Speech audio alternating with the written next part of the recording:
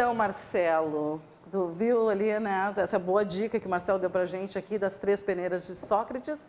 E o nosso amigo aqui, Evandro Calfas, quer colocar alguma coisa já, vocês que pensaram aí em casa, sobre essa história aí. Hoje tem muitas entidades que ajudam, né, o próximo, etc. Eu vou pegar alguns exemplos, né? A gente tem o Lions, né? Novo Hamburgo, a gente tem JCI, a gente tem AMO, Rotary, né?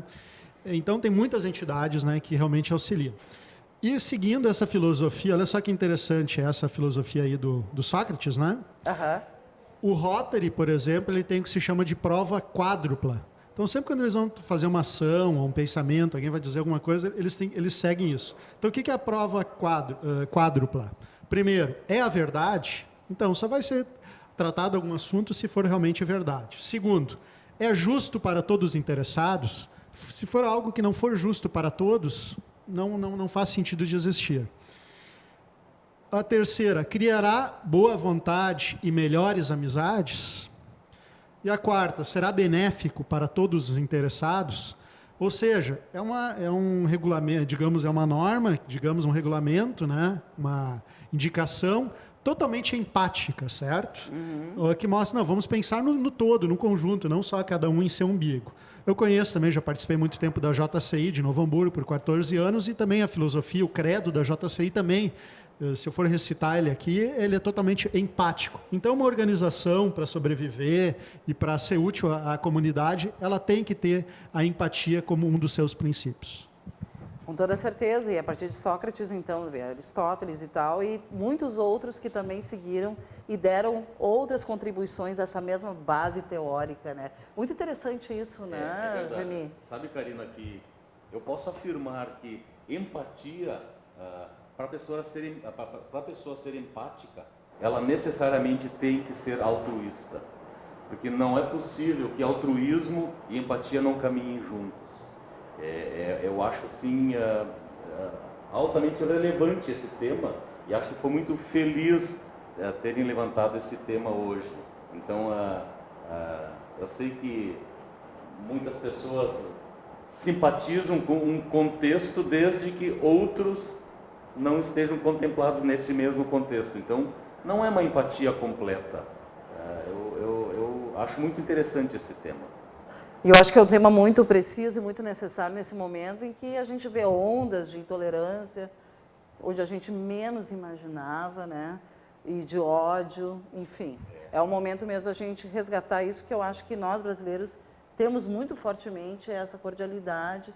E a empatia está dentro de nós, mas às vezes a gente se deixa levar por opiniões alheias e acaba desviando desse caminho nosso tão empático, né? E tão precioso. Eu queria ver contigo, Rony, a gente estava falando também a questão da autoestima, né? E autoestima de pertencer a Novo Hamburgo. A gente está resgatando isso, mas a gente ainda tem um caminho longo nisso, né? Sim, a gente tem pensado, né, como a gente vive a cidade. E há pouco comentava aqui que a gente tem empatia pela cidade num ponto de vista. Mas quando eu vou circular pelo centro, eu não quero que o cara esteja na aba, não quero que o bar fique aberto até mais tarde, porque tem barulho, porque eu durmo no centro, né? Então, para nós, o serviço que trabalhamos com a cidade, a gente escuta muito essas queixas, né? A gente chega no nosso telefone, porque o cara está fazendo barulho, porque o cara está deitado ali na marquise do meu prédio, está criando sujeira, né? A gente ainda não aprendeu a lidar com o produto da cidade. A gente quer viver numa grande cidade, mas uma cidade grande produz lixo, e a gente não sabe lidar com o nosso lixo. Produz violência, mas a gente não quer presídio na nossa cidade. E produz pessoas vulneráveis, que a gente também não quer, né? Porque tiram a beleza da cidade. Então, a gente tem que aprender com o contexto da cidade, né? E lidar com isso. E fazer a nossa parte, né? E fazer a nossa parte, né? Individualmente também, coletivamente. E Expoagas também é outro assunto que a gente quer trazer aqui, porque quando se fala tanto numa economia mais enxuta e tudo mais, a gente tem o case da Expoagas, que esse ano está sensacional, né, Remy? Karina, componentes da bancada, telespectadores, como é bom poder ocupar os microfones da Vale TV para trazer boas notícias. Eu eu fiquei muito feliz hoje, ao final da tarde, receber informações a respeito da Expo Agas, onde empreendedores efetivamente estão dando as costas para a crise, que nós estamos vivendo num país rodeado e cercado de crises. Crise financeira, crise política, crise de identidade, crise disso e crise daquilo. E nós temos sim pessoas que empreendem, que abrem novos estabelecimentos, que empregam, fazem a economia girar. E a Expo Agas, hoje a notícia que me veio é que está sendo um grande sucesso. Grandes negociações estão sendo feitas, empreendedores já anunciando que vão abrir novos mini-mercados, novos supermercados. Isso para um contexto é altamente positivo. Veja que o meu segmento, eu sou do comércio varejista, e isso é altamente positivo. Isso, quando a economia começa a girar, isso dá um impulso para uma economia começar a voltar a girar. Isso para nós é uma notícia muito boa. Então eu me regozijo, eu fico muito feliz em saber que nós temos empreendedores que não estão dando bola para a dita crise disso, crise daquilo. Negócio é arregaçar as mangas, trabalhar, empreender, empregar e girar a economia, fazer com que os impostos vão para os seus lugares certos. Isso para nós é uma notícia muito boa. E como é que o Cindy Lojas, assim, quando se depara com um case tão fantástico como a Expo Agas, que desde o ano passado, esse ano eu ainda não fui, mas ano passado eu fui, eu fiquei realmente muito impressionada, porque já estávamos vivendo um momento de recessão, o ano passado, quando teve a Expo Agas. E como é que vocês, o Cindy Lojas, absorvem essa informação toda, porque é muita informação na Expo Agas, né? É muita informação, a gente filtra um pouco, mas todas as informações que vêm de grandes feiras, tanto da indústria, do comércio, bens, serviços, todas as informações para nós são informações de grande valia. Por quê? Eu dou um exemplo. Toda vez que a indústria começa a crescer, a empregar mais, isso em 2, 3, no máximo 4 meses, acaba chegando no comércio. Porque dessa cadeia da economia, a indústria é a primeira engrenagem e assim vai indo. E o comércio, nós do comércio varejista somos o penúltimo, onde o consumidor é a última peça da engrenagem. Então, até quando começa a economia, a indústria a gerar empregos, trabalhar muito mais, fazer hora extra e tudo mais, a gente já fica muito feliz, porque se sabe que com certeza o comércio varejista vai lograr êxito com isso também. Então isso para nós é altamente positivo, quando qualquer segmento, porque nós temos que pensar, nós estamos mesmo falando sobre altruísmo e sobre o bem geral, nós temos que pensar a economia como um todo.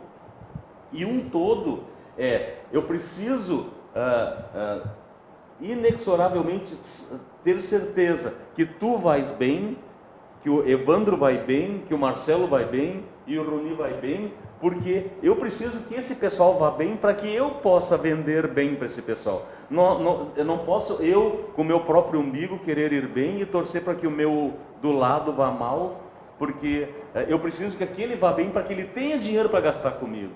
Então, nós ficamos muito felizes quando algum segmento começa a apresentar sinal de grande melhora, porque a gente sabe que vai acabar melhorando. É um cluster, né? Todo mundo tem que funcionar bem, né? Isso é muito necessário, é salutar que em algum ponto da economia a coisa começa a melhorar, que a gente sabe que vai respingar na gente. Alguém indo bem, daqui a pouco todo mundo começa a ir bem. Pois é, o que está mudando, assim? A gente está falando de mercado, né? O mercado, o que tu identifica, assim, Evandro, que é hoje uma perspectiva do futuro ali, logo ali, 2018, 2019, 2020? O que tu percebe como uma tendência, um trend? Antigamente a gente falava assim, 2020, né, vai acontecer alguma coisa. Hoje ainda a gente escreve, às vezes, 2020. Mas, pessoal, vamos se ligar, 2020 são daqui a 3 anos. Pois é, estou dizendo a curtíssimo prazo. Não estou falando para ti, mas eu estou falando que às vezes eu até escrevo, né? Então, algumas coisas. Em termos de sentimentos humanos, 2020, uma das maiores problemas, a maior doença vai ser, segundo a ONU, depressão. Tá? Então, a gente já começa a entender o comportamento humano. Então, para isso, a gente tem que entender a questão de empatia, sentimentos, a gente saber trabalhar com nossos sentimentos. Mas a robótica, né, que é a internet das coisas, né, então todos os dispositivos vão ter conexão com a internet. Hoje já tem muita coisa, então eu vou poder controlar lá. Eu estou em casa, posso ligar o ar-condicionado antes de ir para casa, né? Vou poder ligar uma câmera para ver se meu cachorro está bem, sei lá. Tudo a gente vai poder monitorar, certo? Posso ligar lá a minha TV para disparar para gravar um programa, né? Hoje já é possível, né? Tem muita coisa, tudo já é possível, tem coisas que ainda tem questão de custo, tá? Mas tudo é possível. Então a gente vai ter que se adaptar, porque muitos empregos vão deixar de existir. Uma coisa que eu queria comentar, que eu acho que é importante, é o seguinte: a gente tem que ter empatia, por exemplo, entender o outro, certo? Eu entendo por que o morador tem alguém dormindo embaixo de uma marquise. Né? Aquela pessoa se sentiu excluída, tem um histórico familiar, por isso que ela está lá. Né? Entendo ele, aceito, digamos que ele... Né, isso. Tem também o senegalês que está lá vendendo na frente do shopping. Ok, entendo ele, mas não necessariamente a gente precisa aceitar. A gente tem uma mania no Brasil, não sei se em outros países do mundo isso acontece, de soluções excludentes. Não, ou a gente vai escolher, ou a cidade é bonita, ou a gente vai ter morador de rua na cidade. A gente não precisa ter soluções excludentes, a gente consegue ter soluções que atendam todos os lados, todos os espectros. Então é possível ter uma cidade bonita e ao mesmo tempo entender esses moradores de rua e ter um local para eles, por exemplo, que eles possam, digamos, né, estar bem acomodados, ser respeitados ou estar inseridos, mas que não afetem, digamos, o restante da população, o comércio e etc. Mesma coisa os senegaleses, né? O comércio ilegal está gerando grandes problemas para quem paga os impostos, né? Para o comércio. Então a gente pode achar uma solução que atenda também esses senegaleses, que a gente simplesmente não os exclua. Não, vocês se virem, ache uma solução para vocês, mas também a gente não pode aceitar, não, vamos agora abraçar os senegaleses e o pessoal que tem um comércio formal, regularizado, que se vire. Concorda, Remy? Com toda certeza. Porque, na verdade, é importante deixar bem claro que nunca o comércio formal teve alguma coisa contra A ou contra B, senegalês, haitianos ou quaisquer que sejam as origens. Nós temos, sim, coisas contra pirataria, contrabando, trabalhar como escravo. É isso que a gente quer. A gente quer dignidade. Nós queremos, na verdade, eu quero que o senegalês seja meu concorrente. Porque, na verdade, no comércio formal, a coisa mais salutar que existe é a concorrência. Para que eu saiba que se eu estou bem ou estou mal, eu preciso olhar como é que está meu concorrente. Então, a gente quer trazer esse pessoal junto a nós. Para isso ele tem que pagar imposto, ser registrado como autônomo, comprar produto legal, só vender produto legalizado. Que abra uma empresa ou venha trabalhar como funcionário formalmente, ou se quer ser patrão, seja patrão, venha ser nosso concorrente. Isso para nós é saudável. Sim. Agora, a concorrência desleal é que é antissalutar. É importante dizer que a Agência Municipal de Emprego até, né, Remy, está abrindo essa possibilidade, né, das entrevistas coletivas com imigrantes senegaleses e haitianos, e depois os empregadores chegam às entrevistas individuais e já está se começando a fazer um movimento muito positivo em busca e abrindo espaço para o trabalho formal desses imigrantes, né? Isso mesmo. Então eu acho que é bem interessante também a gente falar esse contraponto, né, que também tem, é claro, pessoas em situação assim, mas a gente já está buscando também alternativas, né, dentro da formalidade, para colocar essas pessoas que têm, por sinal, uma empatia natural, que nós às vezes temos que buscar e procurar, né, Marcelo? Como é que é, Marcelo, tu que, por exemplo, falando em questão dos senegaleses, né, tu fizeste também uma viagem à África, tu também pôde observar essa questão da empatia natural deles, né? Isso é uma questão interessante que eu acho, especificamente com esse povo, né, ou com essas pessoas que a gente tem que ter, né? O Brasil, ele tem, vamos chamar assim, uma situação ainda confortável com relação ao mundo que a gente tem visto, que é de não acolher tanto estrangeiro.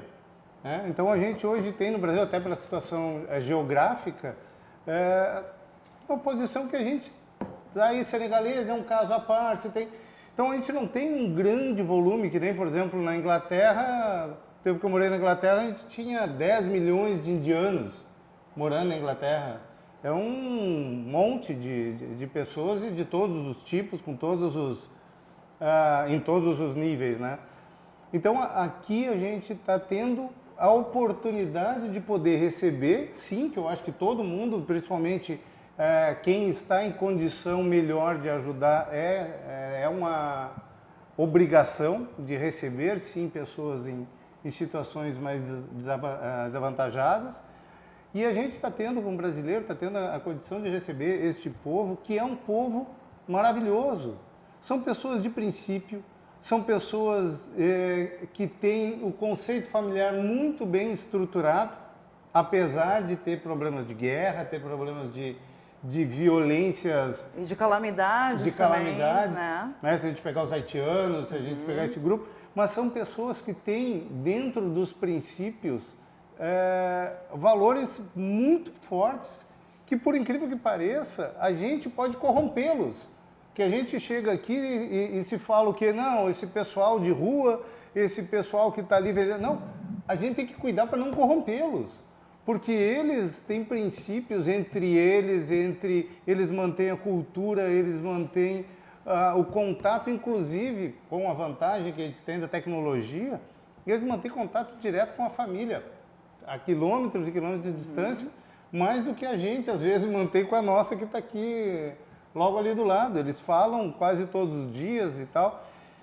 Então, essa cultura é fundamental que a gente tenha nas soluções que a gente coloque ou nas políticas que a gente coloque, para também poder entender com quem a gente está tratando. Porque senão o que a gente vai ter? A gente vai ter um público que vai sim acabar, se não cuidado, como sim gente de rua, como sim dentro de uma favela aí entrando para uma situação mais baixa ou na droga, que por incrível que pareça, tu não vê essas pessoas na droga. Eles não são drogados, eles são sérios, eles estão lá de manhã, eles levantam, eles estão sendo utilizados e mal utilizados ou usados de má fé por muitos que estão trabalhando isso na ótica deste comércio ilegal, talvez por necessidade. Mas sim, é uma necessidade nossa compreender. E não podem ser colocados no mesmo pacote como sendo a mesma coisa. Eu acho que essa sensibilidade a gente é obrigado a ter, tanto em política pública quanto junto aos próprios empresários, quando a gente contrata. Eu tenho vários conhecidos que têm pessoas dessas origens trabalhando dentro de suas casas ou de suas empresas, com uma satisfação muito grande. Então, temos sim que ter cuidado, são pessoas boas, são pessoas... Todo mundo tem o direito de ser considerado como um ser de bem. Né? Se as pessoas estão vindo para cá, a maior parte é por necessidade. E cabe a nós sim não sermos egoístas, cabe a nós sim termos esse papel e estamos aqui para ajudar, como a gente pode ajudar os nossos irmãos, os nossos vizinhos, os mais necessitados. Temos que ajudar, sim, essas pessoas que são de um povo necessitado. Né? Então, acho que isso E o Rony também colocou para a gente aqui, a gente estava falando, né, Rony? A solidariedade que há entre as pessoas também em situação de rua, uma solidariedade muito grande que a gente, às vezes, não enxerga na sociedade como um todo, mas ali isso fica bem evidente, é bem capital, assim, a gente vê. A gente nota que... Assim, Novo Hamburgo se mostrou muito solidário nessas situações, né? E acabou nos preocupando também, tanta boa vontade, tanta solidariedade. Mas entre eles também, né? Entre eles. Sim, e a gente percebe que as pessoas, os mais vulneráveis, os mais pobres, os mais humildes, eles têm essa questão de partilha. Se tiver meia fatia de pão, ele partilha com o outro para que o outro não passe fome, né? Mas Então, eles têm o cuidado, né? E esses cuidados, essas estratégias que eles utilizam, né? Para não sofrer a violência, né? Então, a estratégia de utilizar as áreas centrais, né? É tudo porque tem câmera de vigilância, tem movimento e são grupos, né? Para não se sentir sozinho, para ter um cuidado com o outro. São novas constituições familiares, né? São novos modelos de família. Tem isso também. Isso tem também. a nova Constituição familiar. Isso a gente entende, né? Que 2 homens e um cachorro ocupando um espaço e se protegendo e tendo cuidado com o outro é uma constituição familiar. Isso é bem uma nova ótica, né, que tem que ter um É uma cuidado. nova ótica de mundo e uma nova ótica também nos núcleos, né? E do quando a gente vai tentar buscar eles mudar essa condição, tem que utilizar a estratégia do cuidado do todo, não individualizar, escolher um para ser. E o que essa vivência, porque o que acontece é o seguinte, o mundo seria muito chato, né, Marcelo, se fosse todo mundo igual, né? O que essa vivência, Rony, tantos anos já trabalhando com essa população, o que essa vivência fez contigo, assim, na tua vida? O que foi que te transformou nisso? Através dessa vivência. Antes tu era diferente, antes dessa vivência tão direta, assim, com essa população, com o pessoal? Então, são 7 anos e meio trabalhando com essa população, né, diretamente, especificamente com pessoas em situação de rua. E a gente tem que desconstruir alguns valores, né, alguns conceitos que a gente traz, né, e sair do senso comum e entender que são histórias de vidas. São histórias de vidas, né, que levaram, né, a situação de rua. E pelo que a gente conversa, entende e tenta investigar, né, para poder criar estratégias, ninguém traçou um plano para morar na rua. E a gente tem que sair desse senso comum de que o cara não quer sair da rua. O posicionamento, muitas vezes a gente escuta que eu não quero sair, eu estou bem assim. Mas são estratégias, né, defesas. Naturais. Mostrar forças. Mas quando tu tem uma escuta mais qualificada, um cuidado, um acolhimento para essas pessoas, tu entende que todo mundo quer sair da situação, né? E outra coisa é desmistificar a criminalidade versus a população de rua. Né? Exato. Porque isso é um conceito que toda pessoa que está nessa condição também é um criminoso. O que não de forma alguma é uma verdade. Eu conheço e sei de histórias de pessoas que acabaram lá exatamente por histórias de vida.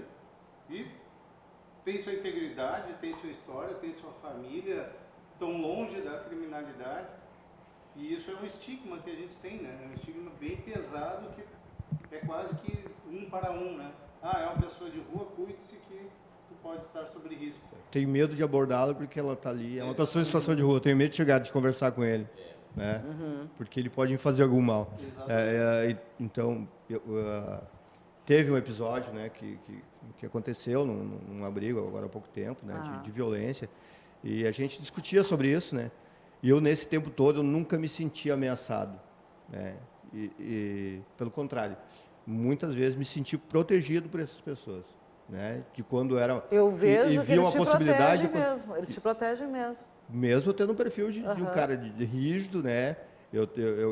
E isso eu costumo trabalhar com a minha equipe de trabalho, de a gente ter uma equidade no atendimento, né?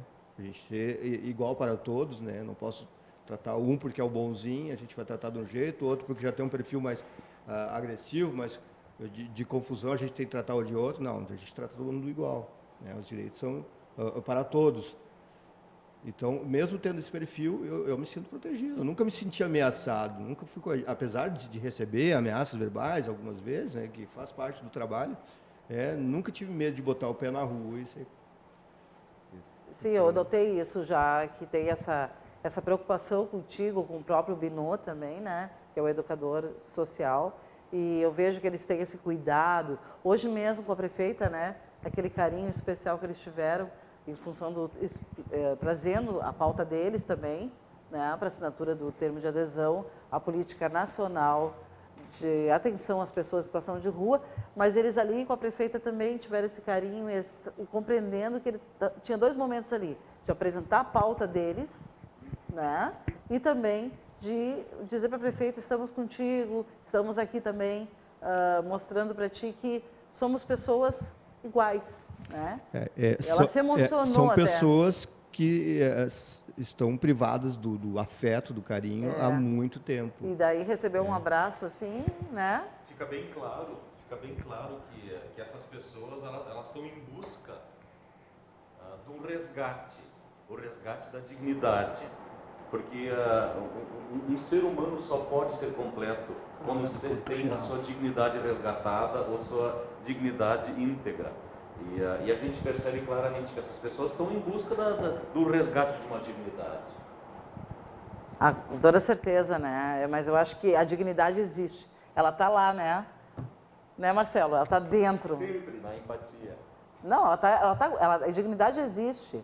Porque eu vejo no olhar deles que há um posicionamento de dignidade. A dignidade está na essência humana. É na essência humana, é isso mesmo. Ela está ali. Ela talvez precise dar uma despertada para uma autoestima, alguma coisa assim, mas ela está ali, ela não sumiu. E a gente percebe quando a gente potencializa, né, isso, eles demonstram que tem muito conhecimento, muita autoridade no falar, né?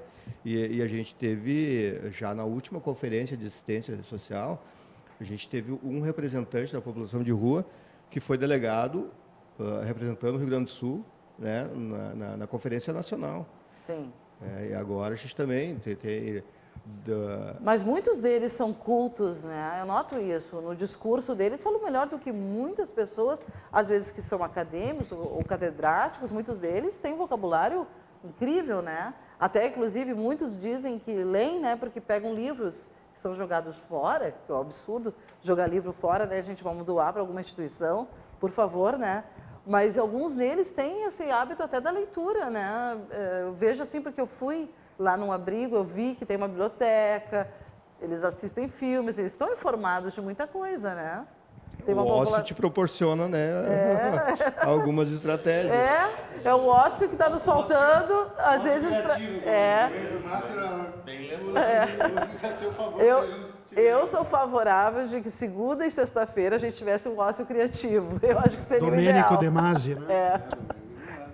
Bom, pessoal, vamos partir então para o ponto final. A gente, infelizmente, nosso programa já está quase no fim, mas foi super rápido, porque o tema realmente me fascina, eu acho que fascina todos nós aqui, que é a empatia. Queria então terminar o programa começando ali, pelaquela pontinha ali. Marcelo, ponto final, por favor. Bom, agradeço a todos, é um prazer enorme estar aqui. Eu fiquei bastante satisfeito com o nosso tema em geral tratado, que são coisas boas. Eu acho que somos sedentos e eu acho que esse é um fundamento básico que a gente que está do lado de cá, né, conversando com vocês do lado de lá ou deste lado, trazer boas coisas, né? A gente tem um modelo aí que trava ou que trabalha com informações talvez não tão boas. Então, fiquei muito satisfeito a gente poder estar aqui com essa bancada, conversando sobre isso, trazendo boas informações, podendo trazer para vocês, ou esse é o nosso objetivo, né? De trazer coisas boas. Voltando ali só para dar ênfase ali nos 3 pensamentos de Sócrates, né? Ouça mais, fale menos, filtre seus pensamentos, atos e palavras. Se a gente conseguir fazer isso no nosso dia a dia, a gente vai fazer um bem tão grande para a gente, para os outros, e a gente pode mudar tanta gente e tantas coisas, que são coisas primárias, mas a gente às vezes, com a nossa cabeça, né, sempre acelerada, deixa isso passar. Então, pense com carinho, se quiser assistam de novo, lá está lá, ou busquem lá, a gente buscou esse vídeo do próprio YouTube para colocar aqui um vídeo público. As três peneiras de Sócrates. Pensem sobre isso. Evandro, então, teu ponto final, por favor. Primeiro, um abraço aí para o Canísio Edelwein, que está na audiência, nosso colega de bancada. Um abraço também para a Joyce Fett, que eu lembrei dela agora, porque ela tem uma ela tem uns amigos, são senegaleses, se não me engano, então ela conhece bem, né, essa situação, né, ela tem um contato bastante grande com eles. E eu gostaria que o poder público municipal, a prefeitura, tivesse empatia, certo? Então, empatia é atender os anseios de todos. Então, que tenha empatia, entendendo a situação dos moradores de rua, que está tendo nesse trabalho do CREA, etc., mas também que tenha empatia com os demais contribuintes que pagam impostos. Então, é possível ter soluções de, ao mesmo tempo de atender esses moradores, dando condições de alimentação para eles, etc., também colocá-los, né, fazer com que eles fiquem em locais que não sujem a cidade, que não urinem, né, como vem acontecendo ali no Banrisul, etc. Eu sei que realmente nem todos querem sair da rua, né, alguns querem ficar ali onde estão, mas então eu peço então que a prefeitura, com base nos impostos que pagamos, que realmente se cada vez trabalhe mais nisso para tirar esses moradores da rua. Eu sei, num perímetro de 2 quilômetros do centro da cidade, tem no mínimo 10 locais de moradores de rua. Tá? Eu posso até, se for, eu cito para vocês aqui, que eu ando bastante pela cidade, tem 10 lugares num raio de 2 quilômetros do centro, se a gente pegar toda a cidade, que tem moradores de rua. Tá? Então, acho que a gente não pode simplesmente achar, não, vamos entender, vamos ter empatia com esses moradores de rua e vamos deixá-los ali. Não é isso que a população quer. A população quer respeito com esses moradores de rua, mas que também que a gente diminua essa visibilidade, que isso não nos faz bem também ver todos os dias esses moradores na rua. Eles têm que estar nos abrigos. Obrigado. Bom, eu gostaria então de deixar para o Ronin então dar o ponto final e também já colocar aqui também para nós que muitas das pessoas que estão em Novo Hamburgo não são de Novo Hamburgo também, né? Nós temos atraído até pela condição que nós temos dado, muitas vezes, né? Até um assistencialismo, como tu disseste, desenfreado, que tem nos levado a essa situação. Então, eu só tenho a agradecer, né? A gente poder trazer uma boa notícia. Quando a gente assina esse termo de adesão, a gente se compromete, né? Tem um compromisso de dar uma atenção não em dar tudo, né? Mas potencializar para que supere essa condição de rua. E sim, a gente tem muita gente, a gente tem visto, no serviço a gente tem, em média, por ano, 400 e tantos cadastros novos de pessoa com pouco tempo de rua, né, que são várias implicações, além da questão econômica, tem a questão do uso de substância psicoativa, né, e que acaba rompendo os vínculos familiares e a estratégia acaba indo para a rua para não atrapalhar mais a família. Então, todo esse panorama. Também, em breve, a gente vai estar trazendo, de antemão, em breve a gente vai estar inaugurando também a sede nova do Centro Pop, né, que foi um financiamento do governo federal e uma contrapartida bem considerável do município, já para poder atender mais adequadamente essas pessoas, né, onde eles possam ter um espaço de referência que possam acessar durante o dia, pelo menos. E vamos, aí, é o início do trabalho. A gente tem muita coisa para fazer ainda. Caminhada longa, né? Caminhada longa. Prazer estar aqui. Muito bom, Rony. Então, Remy Schaeffler, teu ponto final, por favor. Pena que está terminando o programa de hoje. Um programa tão dinâmico como esse deveria ser um programa de 2 horas de duração. Que dinamismo, que assuntos mais palpitantes e como é bom trazer boas notícias, gente. Então eu quero agradecer aos colegas de bancada, um abraço muito bem conduzido pela nossa grande Karina Moraes. Abração aí, Rodrigo. Quero deixar rapidamente assim, uma mensagem para vocês, empreendedores do comércio, que comecem a prestar bem atenção num segmento que está bombando no mercado de consumo. Trata-se do e-commerce. Dados hoje foram publicados na mídia nacional, apontam que nesse primeiro semestre que acabou, o e-commerce vendeu no Brasil 20 bilhões de reais. Só nesse primeiro semestre, 20 bilhões de reais foram comercializados nesse primeiro semestre. 8% a mais do que ano passado. O primeiro semestre de 2016 foram 18 bilhões. E esse ano, 20 bilhões. 8% a mais, isso representa muita coisa. Numa economia onde a gente comemora um incremento de venda de 1%, ou se comemora até que ficou estagnado, que não teve decréscimo, o e-commerce está acontecendo com 8% a mais. Então, você que é empreendedor, você que é comerciante, pense com carinho no e-commerce. É o negócio do futuro. Um abraço, boa noite a vocês, telespectadores.